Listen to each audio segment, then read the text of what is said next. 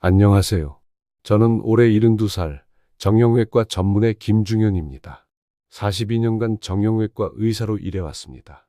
그동안 수만 명의 환자를 진료하면서 운동 부상으로 고생하는 분들을 정말 많이 봤습니다. 특히 60대 이후에 잘못된 운동으로 인해 더 큰 건강 문제를 겪게 되는 경우들을 너무 많이 목격했습니다. 저 역시 이제 70대에 접어들면서 몸의 변화를 직접 경험하고 있습니다. 30대, 40대 때와는 완전히 다른 몸이 되었다는 것을 매일 느끼고 있죠. 하지만 그렇다고 운동을 포기할 수는 없습니다. 오히려 나이가 들수록 더 똑똑하게 운동해야 합니다. 지금도 매일 아침 6시에 일어나서 30분 산책을 하고 주 3회 수영을 하며 건강을 관리하고 있습니다. 젊었을 때보다 강도는 낮아졌지만 꾸준한 만큼은 자신 있게 말할 수 있습니다. 오늘은 의사로서의 임상 경험과 70대 시니어로서의 개인적 체험을 바탕으로 여러분께 꼭 전하고 싶은 이야기를 준비했습니다. 60대 분들이 운동하면서 흔히 저지르는 실수들, 그리고 그로 인해 제 진료실을 찾게 되는 안타까운 경우들을 말씀드리려고 합니다. 42년 임상 경험과 개인적 체험으로 얻은 진솔한 조언이니까 끝까지 들어보시고 안전하고 효과적인 운동 생활을 시작해 보시기 바랍니다. 첫 번째로 가장 강조하고 싶은 것은 무리한 고강도 운동의 위험성입니다. 제 진료실에 오시는 60대 환자분들 중에 가장 많이 보는 케이스가 바로 이것입니다. 갑작스럽게 강도 높은 운동을 시작하셨다가 심장에 무리가 오거나 근육 부상을 당해서 오시는 분들이 정말 많습니다. 의학적으로 설명드리면 60대가 되면 우리 몸의 심혈관 시스템이 젊었을 때와 완전히 달라집니다. 먼저 최대 심박수가 분당 약 160회 정도로 감소합니다. 20대 때는 200회 가까이 됐었는데 말이죠. 또한 심장이 한 번에 펌핑할 수 있는 혈액량, 즉 심박출량도 20에서 30% 정도 줄어듭니다. 근육량도 마찬가지입니다. 의학적으로 이를 근감소증이라고 하는데 30세 이후로 매년 약 0.8%씩 근육량이 감소합니다. 60대가 되면 젊었을 때 근육량의 70% 정도만 남게 되죠. 저도 이런 실수를 했던 경험이 있습니다. 63세 때였는데 젊었을 때 즐겨 하던 테니스를 오랜만에 했습니다. 그런데 과거의 기억으로 2시간 넘게 열심히 뛰어다녔더니 다음날 가슴이 답답하고 어지러워서 응급실에 갔던 기억이 납니다. 다행히 큰 문제는 없었지만 동료 의사가 나이를 생각해서 운동하라 고 따끔하게 말하더군요. 특히 위험한 것들을 구체적으로 말씀드리겠습니다. 첫째, 오랜만에 조깅을 시작하면서 처음부터 빠른 속도로 뛰는 것입니다. 많은 60대 분들이 예전에는 이 정도 속도로 뛰었는데 라고 하시면서 무리하시는데 이는 급성 심근경색의 위험을 높입니다. 둘째, 헬스장에서 무거운 웨이트를 드는 것입니다.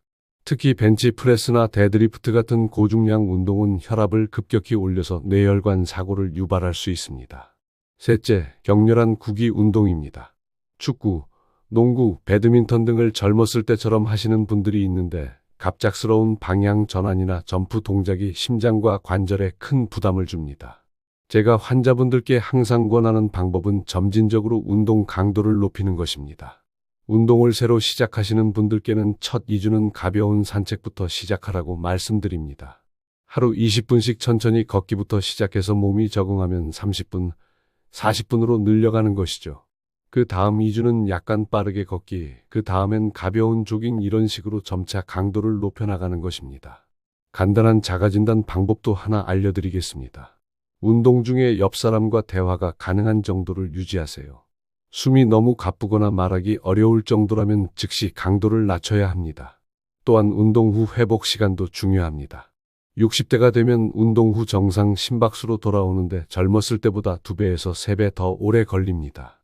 충분한 쿨다운 시간을 갖는 것이 필수입니다. 두 번째로 강력히 경고드리고 싶은 것은 관절에 무리를 주는 운동입니다. 정형외과 의사로서 가장 안타까운 것이 바로 이 부분입니다. 많은 60대 분들이 이미 관절염 초기 증상을 가지고 계시면서도 계속 관절에 무리를 주는 운동을 하시거든요. 그러면 관절염이 더 빠르게 진행될 수밖에 없습니다.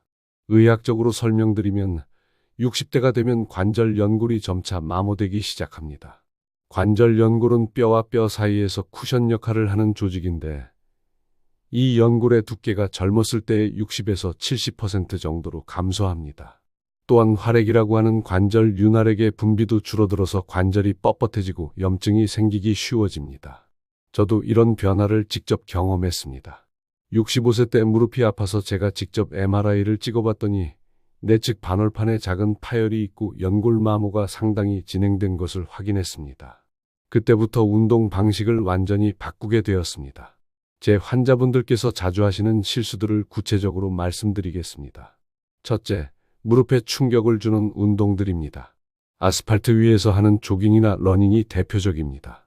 한번 발을 디딜 때마다 체중의 3배에서 4배에 해당하는 충격이 무릎에 전달됩니다.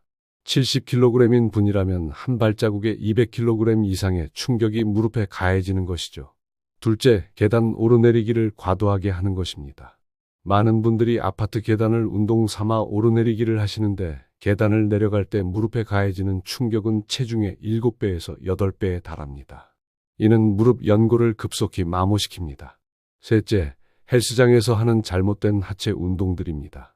무거운 웨이트로 하는 스쿼트, 런지, 레그 프레스 등이 그렇습니다. 특히 무릎이 발가락보다 앞으로 나오는 잘못된 자세로 하면 무릎 연골과 인대에 심각한 손상을 줄 수 있습니다. 넷째, 어깨 관절에 무리를 주는 운동들입니다. 오버헤드 프레스나 잘못된 자세의 벤치 프레스는 어깨 충돌 증후군을 유발할 수 있습니다. 60대가 되면 어깨의 회전근개가 약해지는데 이 상태에서 머리 위로 무게를 들어 올리는 동작을 반복하면 회전근개 파열이 일어날 수 있습니다. 다섯째, 허리에 무리를 주는 운동들입니다. 데드리프트나 바벨로우 같은 운동을 잘못된 자세로 하면 허리 디스크가 손상될 수 있습니다. 60대가 되면 디스크의 수분 함량이 감소해서 탄력성이 떨어지는데 이 상태에서 허리를 구부리면서 무게를 들어 올리는 동작은 매우 위험합니다. 그렇다면 대안은 무엇일까요? 제가 권하는 관절 친화적인 운동들을 말씀드리겠습니다. 첫째, 수영이나 아쿠아로빅입니다. 물의 부력으로 인해 관절에 가해지는 충격을 90% 이상 줄여줍니다. 동시에 물의 저항을 이용해서 근력 강화도 할 수 있죠. 둘째, 실내 자전거 타기입니다. 체중 부하 없이 하체 근력을 강화할 수 있고 심폐 기능도 향상시킬 수 있습니다. 셋째, 평지 걷기입니다. 충격이 적으면서도 전신 운동 효과를 얻을 수 있습니다. 특히 흙길이나 우레탄 트랙에서 걷는 것이 좋습니다. 넷째, 요가나 필라테스입니다. 관절 가동 범위를 유지하고 코어 근육을 강화할 수 있습니다. 세 번째로 경고드리고 싶은 것은 잘못된 스트레칭 습관입니다. 많은 60대 분들이 스트레칭은 무조건 좋다고 생각하시는데 이는 잘못된 생각입니다. 잘못된 방법으로 하는 스트레칭은 오히려 부상을 유발할 수 있습니다. 60대가 되면 근육과 인대의 탄력성이 현저히 감소합니다. 콜라겐과 엘라스틴 같은 탄력 섬유가 줄어들어서 근육이 딱딱해지고 인대가 경직됩니다. 이런 상태에서 젊었을 때처럼 무리하게 스트레칭을 하면 근육 섬유나 인대가 파열될 수 있습니다. 가장 흔한 실수들을 말씀드리겠습니다. 첫째, 운동 전 정적 스트레칭입니다. 근육이 충분히 워밍업 되지 않은 상태에서 강하게 늘리면 근육 섬유가 손상될 수 있습니다. 특히 차가운 근육을 갑자기 늘리면 미세한 파열이 일어날 수 있습니다. 둘째, 통증을 참고 하는 스트레칭입니다. 아픈 게 효과가 있다고 생각하시는 분들이 많은데 이는 매우 위험한 생각입니다. 통증은 몸이 보내는 경고 신호입니다. 셋째, 바운싱 스트레칭입니다. 반동을 이용해서 근육을 늘리는 방법인데 이는 근육의 스트레치 반사를 유발해서 오히려 근육을 수축시킬 수 있습니다. 올바른 스트레칭 방법을 알려드리겠습니다. 운동 전에는 가벼운 동적 스트레칭이나 관절 돌리기를 5-10분 정도 해주세요. 운동 후에는 천천히 부드럽게 근육을 늘려주는 정적 스트레칭을 15분에서 20분 정도 하시면 됩니다. 네 번째는 충분한 휴식 없이 매일 운동하는 습관입니다. 60대가 되면 회복 능력이 젊었을 때보다 현저히 떨어집니다. 같은 운동을 해도 근육이 회복되는 시간이 젊었을 때의 2배에서 3배 더 오래 걸립니다. 근육 단백질 합성 속도도 느려지고 염증 반응도 더 오래 지속됩니다. 오버트레이닝의 위험 신호들을 알아보겠습니다. 평소보다 쉽게 피로해지거나 운동 후 48시간이 지나도 근육통이 지속되는 경우, 수면의 질이 떨어지거나 식욕이 감소하는 경우, 안정시 심박수가 평소보다 높아지는 경우들입니다. 적절한 휴식을 취하는 방법을 알려드리겠습니다. 근력 운동 후에는 같은 부위를 최소 48시간에서 72시간은 쉬게 해야 합니다. 일주일에 하루 이틀은 완전히 쉬는 것이 좋습니다. 다섯 번째는 적절한 영양 보충 없이 운동하는 것입니다. 60대가 되면 기초대사율이 젊었을 때보다 15에서 20% 감소합니다. 동시에 근육량도 자연스럽게 줄어들죠. 이런 상황에서 영양 공급 없이 운동만 하면 오히려 근육 손실이 가속화될 수 있습니다. 특히 단백질 섭취가 중요합니다. 60대에는 젊었을 때보다 더 많은 단백질이 필요합니다. 체중 1kg당 1.2에서 1.6g의 단백질을 섭취해야 합니다. 운동 후 30분 이내에는 단백질과 탄수화물을 3대1 비율로 섭취하는 것이 좋습니다. 우유, 바나나, 삶은 달걀 등이 좋은 선택입니다. 수분 섭취도 매우 중요합니다. 60대가 되면 갈증을 느끼는 감각이 둔해지므로 의식적으로 물을 마셔야 합니다. 운동 전후로 체중 감소량만큼 수분을 보충해야 합니다. 여섯 번째는 개인의 건강 상태를 무시하고 운동하는 것입니다. 60대가 되면 대부분 하나 이상의 만성질환을 가지고 있습니다. 통계적으로 60대의 85% 이상이 고혈압, 당뇨병, 관절염 등의 만성질환을 가지고 있습니다.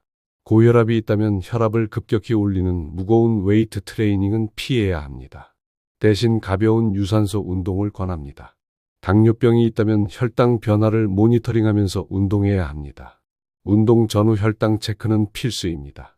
관절염이 있다면 관절에 무리를 주는 운동 대신 관절 가동 범위를 유지하고 주변 근육을 강화하는 운동을 해야 합니다. 운동을 시작하기 전에는 반드시 의사와 상담하고 개인의 건강 상태에 맞는 운동 프로그램을 설계하는 것이 중요합니다. 42년 넘게 의사로 살면서 그리고 70대를 살아가면서 깨달은 것은 운동도 나이에 맞게 해야 한다는 것입니다. 오늘 말씀드린 6가지 주의사항들을 다시 한번 정리해 드리겠습니다. 무리한 고강도 운동, 관절에 무리를 주는 운동, 잘못된 스트레칭, 충분한 휴식 없는 운동, 영양 보충 없는 운동, 그리고 개인 건강 상태를 무시한 운동입니다. 제가 환자분들께 항상 드리는 말씀이 있습니다. 운동은 마라톤이지 단거리 달리기가 아니다. 60대의 운동은 젊었을 때와 달라야 합니다. 강도보다는 꾸준함을, 무리한 도전보다는 안전을 우선해야 합니다. 저도 매일 30분 산책과 주 3회 수영으로 건강을 유지하고 있습니다. 여러분도 오늘 말씀드린 내용을 참고해서 안전하고 건강한 노후를 준비하시길 바랍니다. 건강한 운동 생활이 여러분의 황금 같은 노후를 만들어줄 것입니다.